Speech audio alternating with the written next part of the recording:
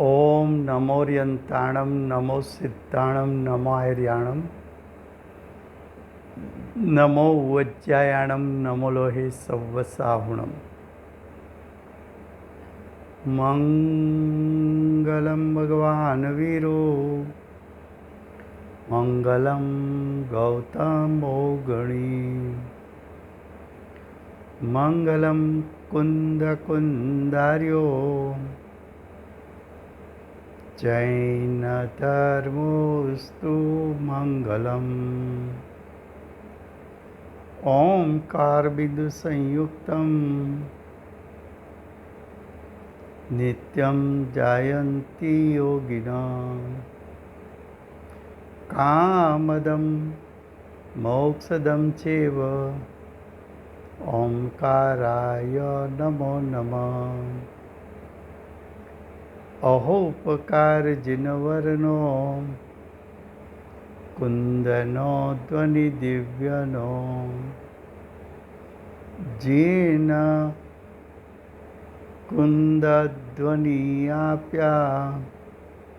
अहो आ गुरुकाननो तुझ ज्ञान ध्यान रंग अमया दर्श रहो हो शिव पद तक तुझ संग माता हाथ ग्रहो।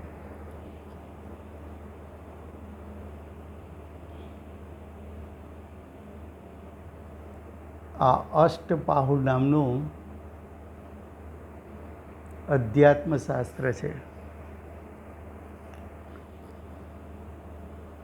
આચાર્ય ભગવંતે ચોથું પાહુડ ભાવ પાહુડની રચના કરી છે.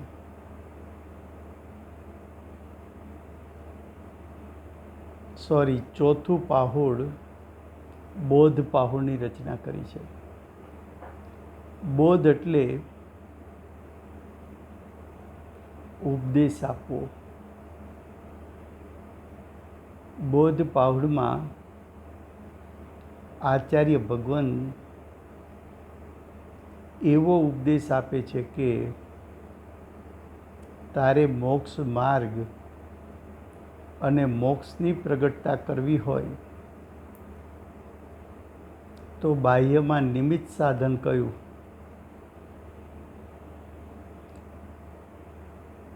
એવા 11 સાધનોમાંથી 9 સાધન સુધીનો વિષય ચાલ્યો છે. હવે 10મું સાધન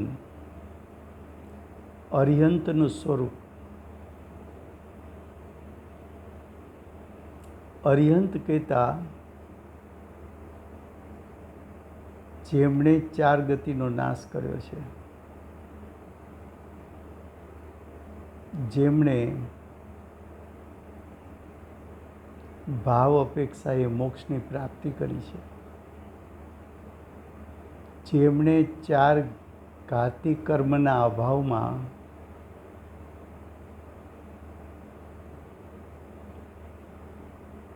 અનંત ચતુષ્ટયની પ્રગટતા કરી છે.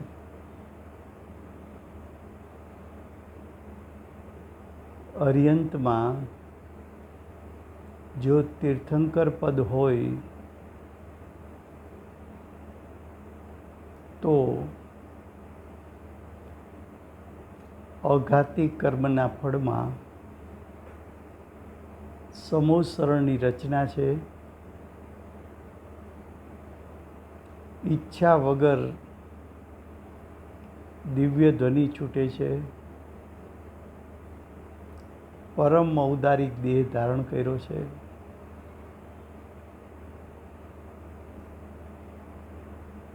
અરિહંત પરમાત્મા ઉપદેશક હોવાથી વર્તમાન કાળે તીર્થંકરોની ઉપસ્થિતિ નહીં હોવાથી જીન મંદિરોમાં જીન પ્રતિમા રૂપે તીર્થંકરના સ્વરૂપની સ્થાપના કરવામાં આવે છે.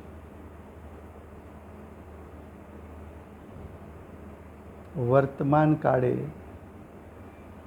વર્તમાન આ ક્ષેત્રે આખરી તીર્થંકર મહાવીર ભગવાન થયા. એ પણ અર્યંત કહેવાય. અને મહાવિદ્ય ક્ષેત્રમાં 20 વિરમાન તીર્થંકરમાં પ્રથમ તીર્થંકર સિમંદર ભગવાન, જેમનું વર્તમાનમાં મહાવિદ્ય ક્ષેત્રમાં સાક્ષાત સમૂહ શરણમાં બિરાજે છે. એવા અર્યંત પરમાત્મા, એનું સ્વરૂપ, એનું લક્ષ્ય કરતાં મોક્ષ માર્ગ અને મોક્ષની પ્રગટતામાં એને પ્રગટ કરેલું સ્વરૂપ નિમિત્ત થાય છે. એવા અર્યંતનું સ્વરૂપ કેવું છે એ અહીંયા કહે છે. અર્યંતનું સ્વરૂપ આચાર્ય ભગવાન 28 થી 41 ગાથા સુધી એનું વર્ણન કરશે. કુલ 14 ગાથા મૂકી છે અર્યંતનું સ્વરૂપ સમજાવવા માટે. સ્વરૂપ શા માટે સમજાવવું છે? તો કે આવા અર્યંતના સ્વરૂપને તું નિમિત્ત બનાવ તો તારી દશામાં મોક્ષ માર્ગ અને મોક્ષની પ્રગટતા થશે.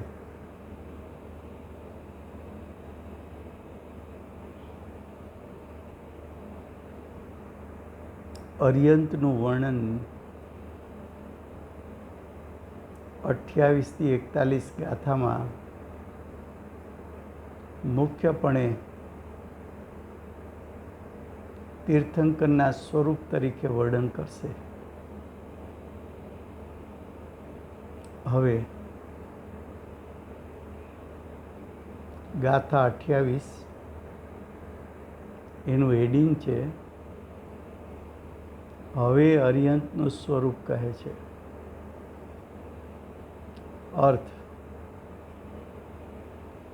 અર્થ પહેલાં ગાથા 28ના શબ્દો છે. અભિધાન સ્થાપન દ્રવ્ય ભાવે સ્વીય ગુણ પર્યાયથી અરહંત જાણી શકાય છે આ ગતિ ચવન સંપત્તિથી. અર્થ: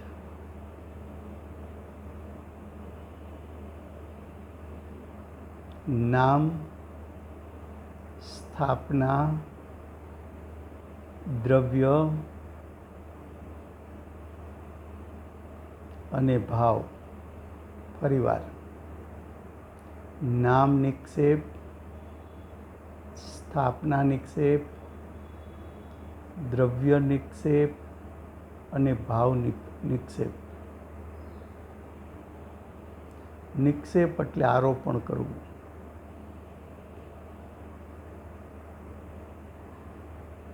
અર્યંતનું સ્વરૂપ 4 પ્રકારે બતાવવું છે. નામ નિક્ષેપથી, સ્થાપના નિક્ષેપથી અર્યંતનું સ્વરૂપ કેવું છે, દ્રવ્ય નિક્ષેપથી અર્યંતનું સ્વરૂપ કેવું છે અને ભાવ નિક્ષેપથી અર્યંતનું સ્વરૂપ કેવું છે. હવે પછીની ગાથાઓમાં જ્યારે સ્થાપના નિક્ષેપનું વર્ણન કરશે ત્યારે એ 5 પ્રકારે કરશે. ગુણસ્થાનથી, માર્ગના સ્થાનથી, પર્યાપ્તિથી, પ્રાણથી અને જીવ સ્થાનથી એવું 5 પ્રકારે વર્ણન કરશે.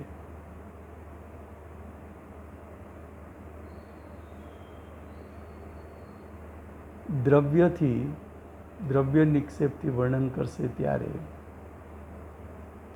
અરિયંત પરમાત્માનું દ્રવ્ય સર્વ પ્રકારના દોષ રહિત છે એ રીતે વર્ણન કરશે. અને એમના દ્રવ્ય પ્રાણથી પણ વર્ણન કરશે. ભાવ નિક્ષેપથી જ્યારે વર્ણન કરશે ત્યારે તીર્થંકર પરમાત્માને પ્રગટ થયેલું કેવળ દર્શન, કેવળ જ્ઞાન, ક્ષાયિક સમ્યક્ત્વ અને પરિપૂર્ણ વિતરાગતા.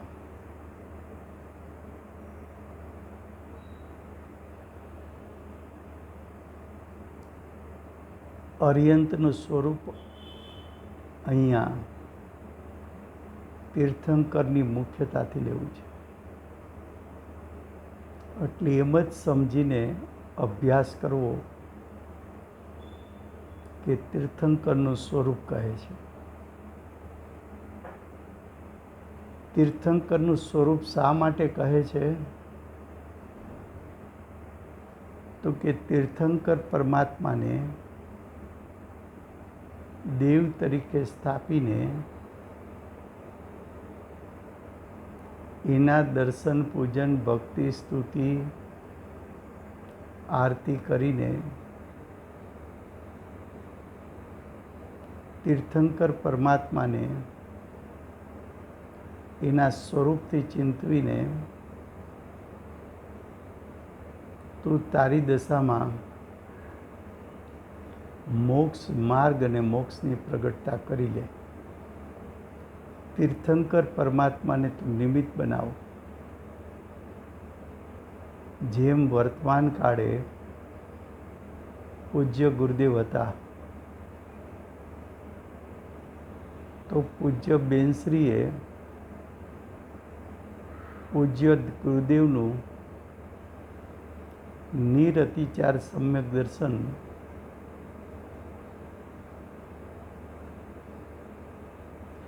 એને નિમિત્ત બનાવીને પોતે સમ્યક દર્શનની પ્રગટતા કરી લીધી. એ મુનિઓ તીર્થંકર પરમાત્માની ઉપસ્થિતિમાં તીર્થંકર ભગવાનને નિમિત્ત બનાવીને ક્ષાયિકપણું પ્રગટ કરી લે છે. તો તીર્થંકરનું સ્વરૂપ મારે એટલા માટે જાણવું છે કે તીર્થંકર પરમાત્માને હું નિમિત્ત બનાવી મોક્ષ માર્ગ અને મોક્ષની પ્રગટતા કરું. તો હવે 28 ગાથા એમાં કે છે નામ એટલે નામ નિક્ષેપ, સ્થાપના એટલે સ્થાપના નિક્ષેપ, દ્રવ્ય એટલે દ્રવ્ય નિક્ષેપ, ભાવ એટલે ભાવ નિક્ષેપ. આ 4 ભાવો એટલે કે આ 4 નિક્ષેપો એ પદાર્થો છે. એ 4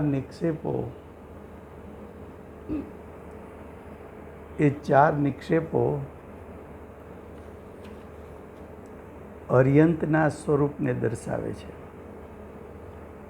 કોને દર્શાવે છે? તો કે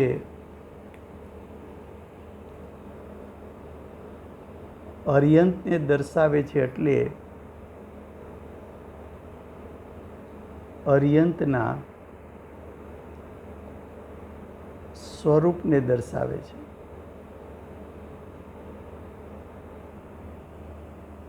અને સગુણ પર્યાયા, સગુણ સમ્યક પ્રકારના ગુણ,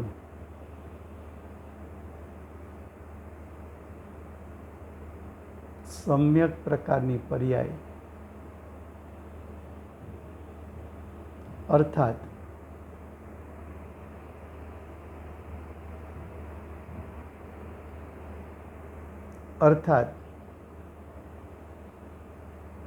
અર્યનના ગુણ પર્યાયો સહિત અર્યન પરમાત્મા છે એની પર્યાય એટલે અનંત ચતુષ્ટયની પ્રગટતા. અનંત ચતુષ્ટય એટલે જ્ઞાન ગુણ પરિપૂર્ણ ખીલવટને પામ્યો તો કેવળ જ્ઞાન પ્રગટ થયું. દર્શન ગુણ પરિપૂર્ણ ખીલવટ પામ્યો તો કેવળ દર્શન પ્રગટ થયું. એમ અર્યંત પરમાત્માના અનંત ગુણો, અનંત અનુજીવી ગુણો પરિપૂર્ણ શુદ્ધતાને પામ્યા છે. એવા એમના ગુણ પર્યાયોનું સ્વરૂપ સહિત તીર્થંકર પરમાત્માનું સ્વરૂપ સમજવું.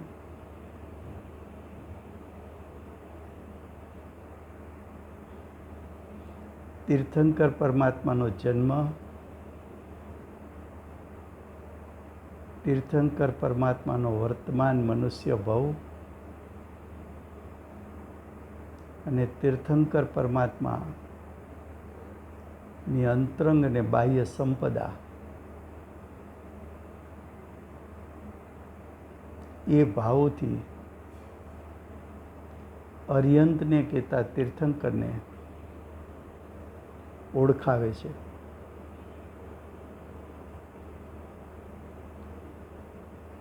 ઓળખાવે છે એટલે તીર્થંકરનું સ્વરૂપ દર્શાવે છે. ફરી પાછું યાદ રાખવું કે આ તીર્થંકરનું સ્વરૂપ આચાર્ય ભગવંત એટલા માટે દર્શાવે છે કે તીર્થંકરના સ્વરૂપનું યથાર્થ શ્રદ્ધાન અને જ્ઞાન થાય તો જીવ સમ્યક દર્શન જ્ઞાનને પ્રગટ કરે. ભાવાર્થ: અર્યન શબ્દથી અરિહંત, અરિ એટલે દુશ્મન, દુશ્મનને હણી નાખવા. જીવના દુશ્મન કોણ? તો કે જીવના દુશ્મન મોહ, રાગ, દ્વેષ, તેને હણવા.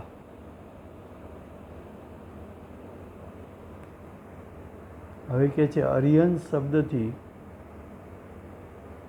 સામાન્ય અપેક્ષાએ કેવળ જ્ઞાની હોય તે બધા અરિહંત છે. અરિહંતમાં પણ પ્રકાર છે. સામાન્ય કેવડી હોય, ગંધકુટીની રચના થાય એવા અરિહંત હોય,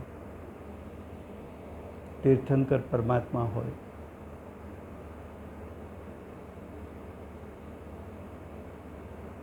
પણ અહીં એટલે આ ગાથામાં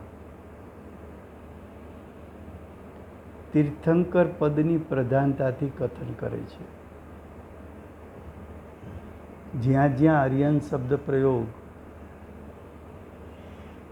આ 14 ગાથામાં, અરિહંતનું સ્વરૂપ 14 ગાથામાં સમજાવ્યું છે. એ 14 ગાથામાં અરિહંત શબ્દ પ્રયોગ કરે ત્યારે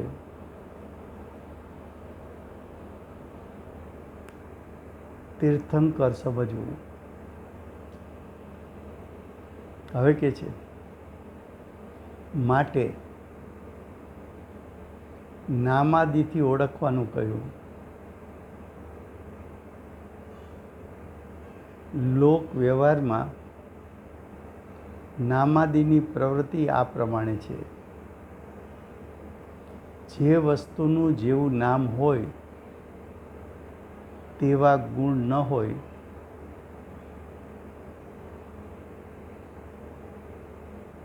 તેને નામ નિક્ષેપ કહે છે.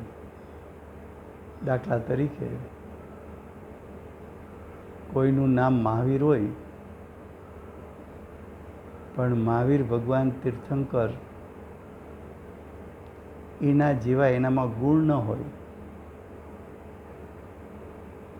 માત્ર નામ જેટલું આરોપણ છે.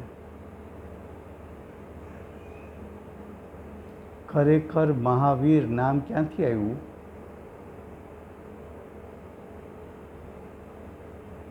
તો કે મહા અને વીર એમ બે શબ્દ છે. મહાપુરુષાર્થી હોય તો મહાવીર કહેવાય. જેમણે અનંતો પુરુષાર્થ કરીને અનંત ચતુષ્ટયની પ્રગટતા કરી હોવાથી મહાવીર છે. તીર્થંકરનો જીવ છે. જો બાહ્યથી મહાવીરનો અર્થ કરવામાં આવે તો મહાવીર એવા બળવાન છે કે યુદ્ધ આદિમાં પણ કોઈ એને જીતી ન શકે. દાખલા તરીકે સિમંદર ભગવાન, તો સિમંદર સીમાને ધરનાર. સીમા કઈ છે? લક્ષ્મણ રેખા કઈ છે? તો કે પોતાના જ્ઞાયક સ્વભાવથી બહાર ન જવું. એવી સીમા જેને ધારણ કરી છે, જે પોતાના અનંત ચતુષ્ટયમાં રહે છે, જે પોતાના જ્ઞાયક સ્વભાવને અનુસરીને એની મર્યાદામાં રહે છે.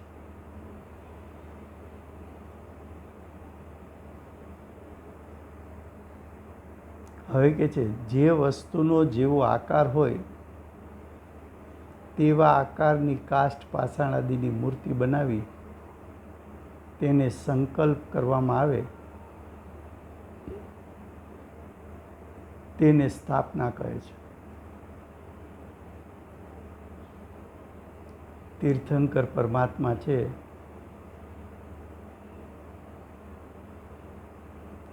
એને તો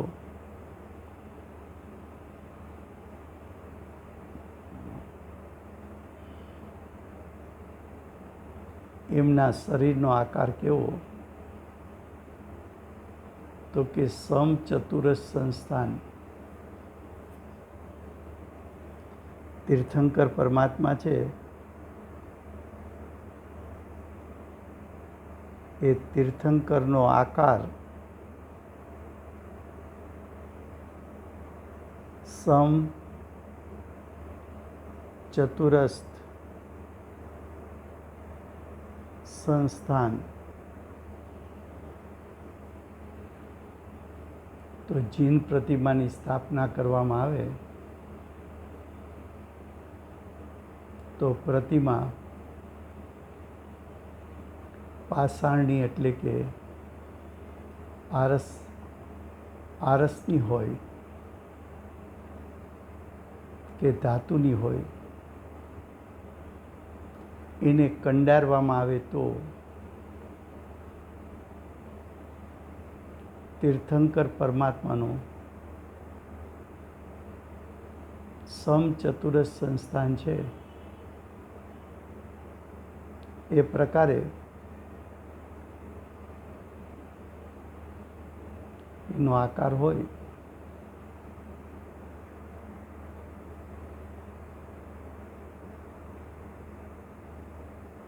હવે કે છે જે વસ્તુની પહેલા અવસ્થા હોય તેને આગળની અવસ્થા રૂપે મુખ્ય કરીને કહે તેને દ્રવ્ય નિક્ષેપ કહે છે. માનો કે કોઈ જીવ છે એ વર્તમાનમાં સમ્યક દ્રષ્ટિ છે, પણ તીર્થંકર ભગવાનના ઉપદેશમાં એમ આવ્યું કે આ જીવ ભવિષ્યમાં તીર્થંકર થશે.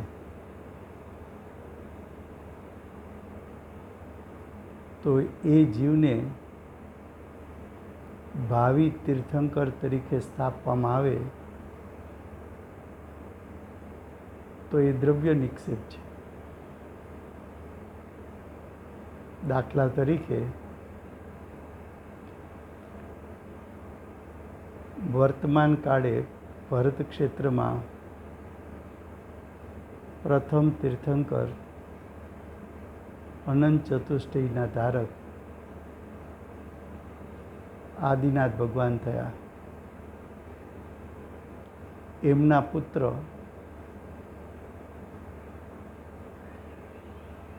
ભરતજીએ ભૂતકાળની 24 પ્રતિમાઓ, વર્તમાન ભરત ક્ષેત્રના 24 તીર્થંકરો, ભૂતકાળના ભરત ક્ષેત્રના 24 તીર્થંકર, વર્તમાન કાળના 24 તીર્થંકર અને ભવિષ્યની 24 તીર્થંકર, એમ 72 જિનાલયની સ્થાપના કરી. ભૂતકાળની 24 તો થઈ ગઈ હતી, વર્તમાન કાળે તો હજી ઋષભદેવ ભગવાન એટલે કે આદિનાથ ભગવાન એ તીર્થંકર થયા હતા. હજી વર્તમાન કાળના 23 તીર્થંકર થવાના બાકી હતા ને ભવિષ્યની આખી 24 મા પદ્મપ્રભુ ભગવાનથી શરૂ કરીને તો 23 ને 24 47 તો હજી તીર્થંકર થયા નહોતા, છતાં એની સ્થાપના કરી. તો ભવિષ્યના તીર્થંકરોની સ્થાપના એ તો આદિનાથ ભગવાનના સમયમાં ભરત રાજા કરીને ગયા. એમ વર્તમાન કાળે મહાવિદ્ય ક્ષેત્રમાં વર્તતા પ્રથમ તીર્થંકર, સીમાને ધરનાર,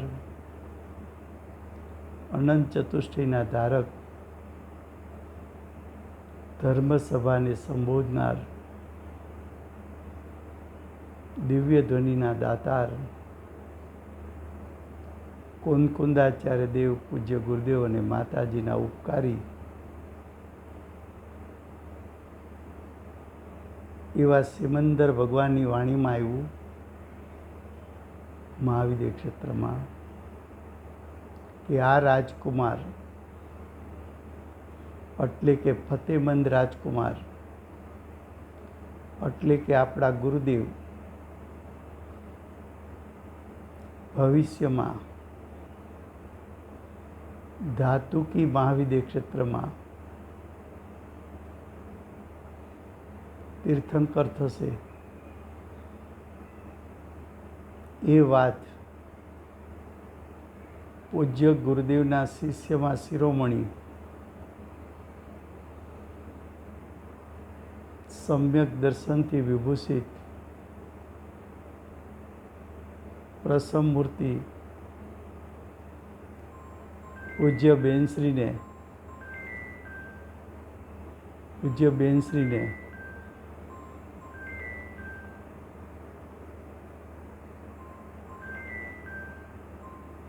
બેનશ્રીને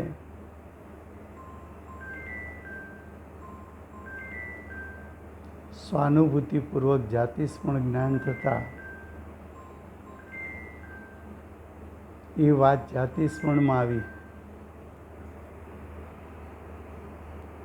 જાતિસ્મરણમાં આવતા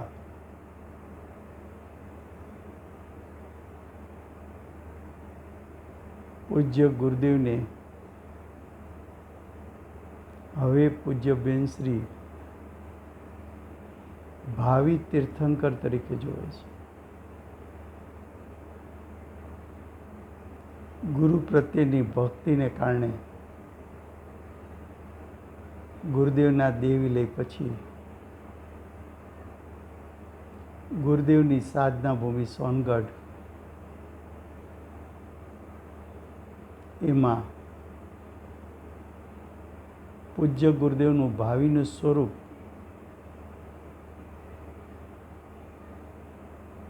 એટલે કે તીર્થંકર પદ એના પંચકલ્યાણક કરીને સ્થાપના કરી તો વર્તમાન પર્યાય તો સમ્યક દ્રષ્ટિ છે. ભવિષ્યની પર્યાય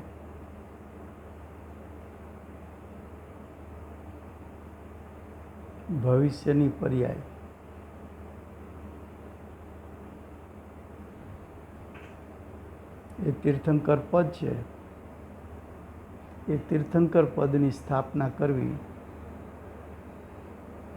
એ દ્રવ્ય નિક્ષેપ છે. હવે કે છે વર્તમાનમાં જે અવસ્થા હોય તેને ભાવ કહે છે. કુંદકુંદાચાર્ય દેવ માનો કે વર્તમાનમાં વિદ્યમાન હોય અને છઠ્ઠે સાતમે ગુણસ્થાને ઝૂલતા હોય એવી વર્તમાન પર્યાય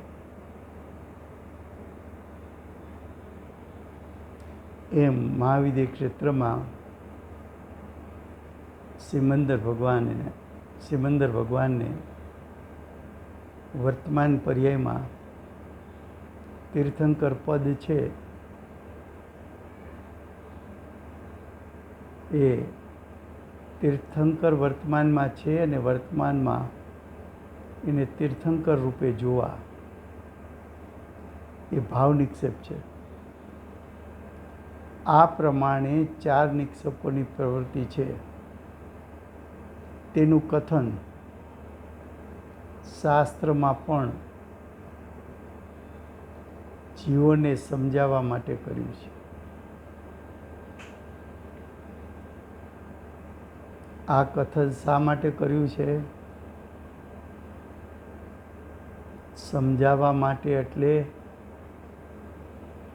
વિશ્વમાં 363 પાખંડ મત છે. એમાં દેવનું સ્વરૂપ કયું છે? એ કાલ્પનિક સ્વરૂપ છે, મિથ્યા સ્વરૂપ છે. એવું નાસ્તિથી કથન ન કરતા અસ્થિથી આચાર્ય ભગવંતે કહ્યું કે સાચું દેવનું સ્વરૂપ એટલે તીર્થંકરનું સ્વરૂપ. કોને નિમિત્ત બનાવીશ તો મોક્ષ માર્ગ અને મોક્ષની પ્રગટતા થશે.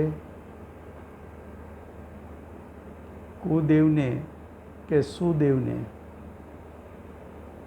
સુદેવ સમ્યક પ્રકારના દેવ એટલે કે તીર્થંકર પરમાત્મા, એને નિમિત્ત બનાવો. એ સમજાવવા માટે આ કથન શાસ્ત્રમાં કરવામાં આવ્યું છે. હવે કહે છે આગળ,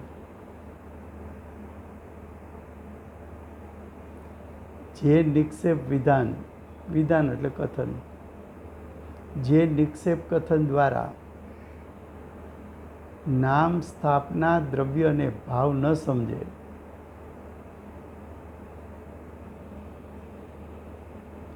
નામ એટલે જેવું છે નામ એવા ગુણ, સ્થાપના એટલે જેવો આકાર છે એવા આકારની સ્થાપના, દ્રવ્ય એટલે ભવિષ્યની જેવી પર્યાય થવાની છે એ સ્વરૂપની સ્થાપના. ભાવ એટલે વર્તમાનમાં જે ભાવરૂપે જીવ હોય એ ભાવરૂપે એનું આરાધન કરવું. હવે કે છે અન્યને અન્ય સમજે, સ્થાપનાને સ્થાપના સમજે, દ્રવ્યને દ્રવ્ય સમજે, ભાવને ભાવ સમજે,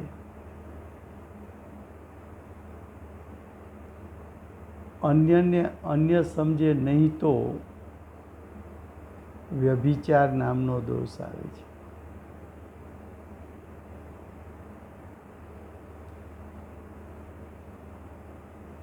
નામને નામથી સમજવું જોઈએ.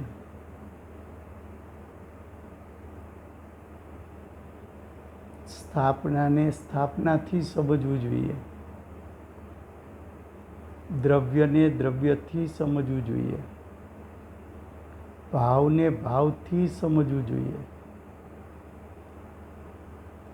નામ નિક્ષેપનું સ્વરૂપ જેવું છે તેવું સમજ, સ્થાપના નિક્ષેપનું જેવું સ્વરૂપ છે એવું સ્વરૂપ સમજ, દ્રવ્ય નિક્ષેપનું જેવું સ્વરૂપ છે એવું સ્વરૂપ સમજ, ભાવ નિક્ષેપનું જેવું સ્વરૂપ છે એવું સ્વરૂપ સમજ. તો એમાં એકબીજાને મિક્સ કર તો વ્યભિચાર દોષ આવે છે. હવે કે છે આવા વ્યભિચાર દોષને દૂર કરવા માટે તથા જીવોને યથાર્થ સમજાવવા માટે એટલે કે યથાર્થ જ્ઞાન કરાવવા માટે શાસ્ત્રમાં કથન છે. જ્ઞાનીઓએ કરુણા કરીને કથન કર્યું છે. પરંતુ અહીં એવું નિક્ષેપનું કથન ન સમજવું. અહીં તો નિશ્ચયની પ્રધાનતાથી કથન છે. અમે અહીં તીર્થંકર પરમાત્માનું સ્વરૂપ નિશ્ચયથી એટલે એની જેવી શુદ્ધતા છે એવી શુદ્ધતાથી કથન કરીએ છીએ. અહીં આરોપણવાળું કથન નથી.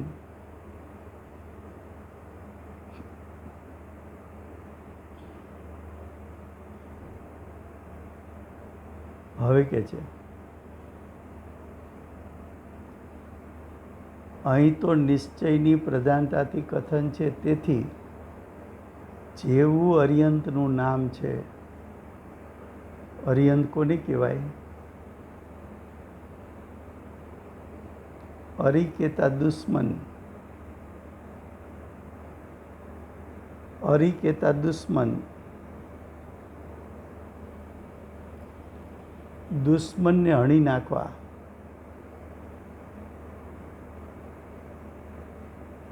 દુશ્મનને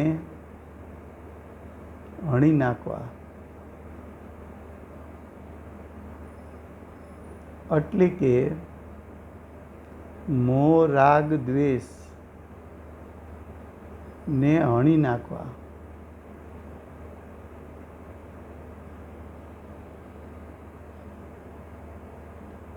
એને હણી નાખવા.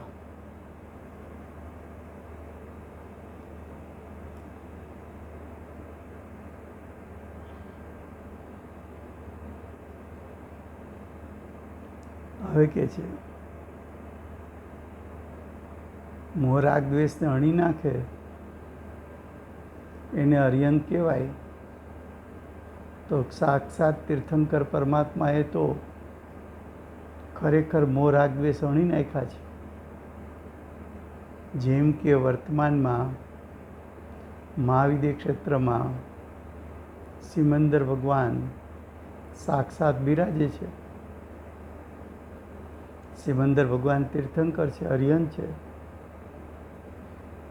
એમણે પોતાની દશામાં મોરાગ્વેસને અણી નાખ્યા છે.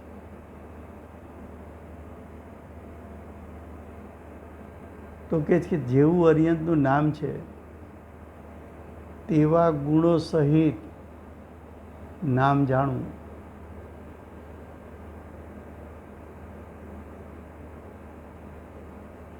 અરિહંતના ગુણો, દાખલા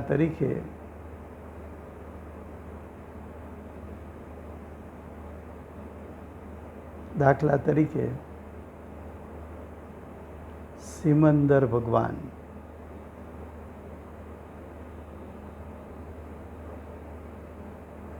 તો નામ જેવા ગુણ છે, સીમાને ધરનાર, જે જ્ઞાયક સ્વભાવ એની સીમા છે એની બહાર ઉપયોગને લઈ જતા નથી. દ્રષ્ટિ કે ઉપયોગ સિમંદર ભગવાન પોતાના સ્વભાવથી વિચલિત કરતા નથી.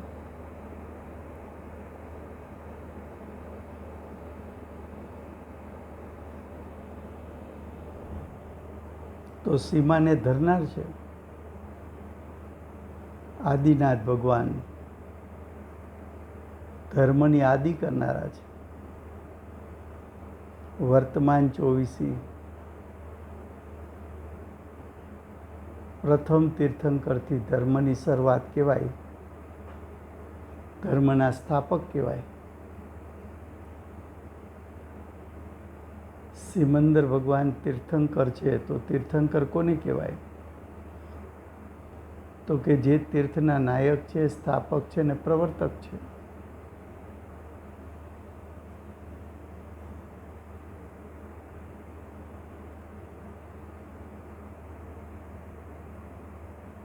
તો કે છે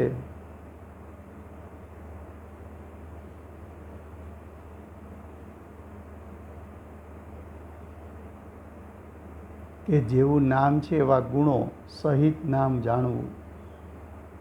હવે આગળ કહે છે, જેવી દેવની દેહ સહિત મૂર્તિ છે. તીર્થંકર ભગવાનની મૂર્તિ કેવી હોય? એટલે કે તીર્થંકર ભગવાનનો દેહ કેવો હોય?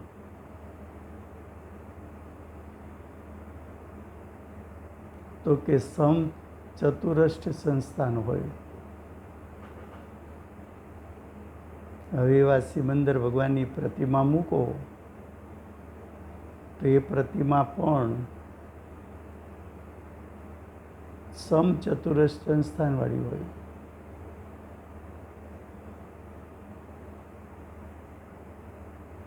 ભગવાનનું મુખ મુદ્રા કેવી છે? વૈરાગવંત છે.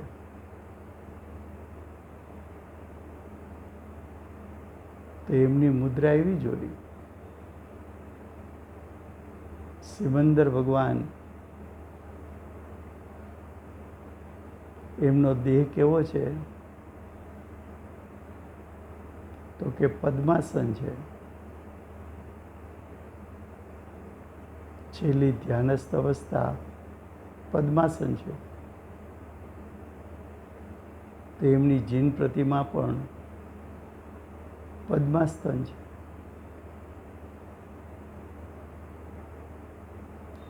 તો તેમના દેહ સહિત મૂર્તિ છે તેવી સ્થાપના જાણવી. જેવું તેમનું દ્રવ્ય છે તેવું દ્રવ્ય જાણવું. એનું દ્રવ્ય પરિપૂર્ણ શુદ્ધ છે તો શુદ્ધ જાણવું. અને જેવા તેમના ભાવ છે, એટલે અનંત ચતુષ્ટયની પ્રગટતા છે, એ અનંત ચતુષ્ટય તેના ભાવ જેવા છે તેવા જાણવા. તો આ થઈ ગાથા 28.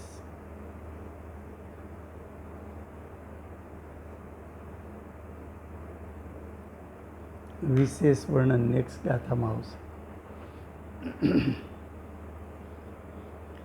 અનંત ચતુષ્ટયના ધારક, સીમામાં રહેનાર શ્રી સિમંદર ભગવાનનો જય. હાલતા ચાલતા સિદ્ધ શ્રી કુંકુંદાચાર્ય દેવનો જય હો.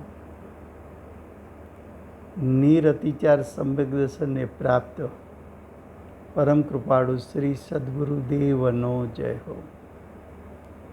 સ્વાનુભવ વિભૂષિત પ્રસમમૂર્તિ ભગવતી માતનો જય હો. અષ્ટ જીનવાણી માતનો જય હો. પરમ દિગંબર જૈન ધર્મનો જય હો.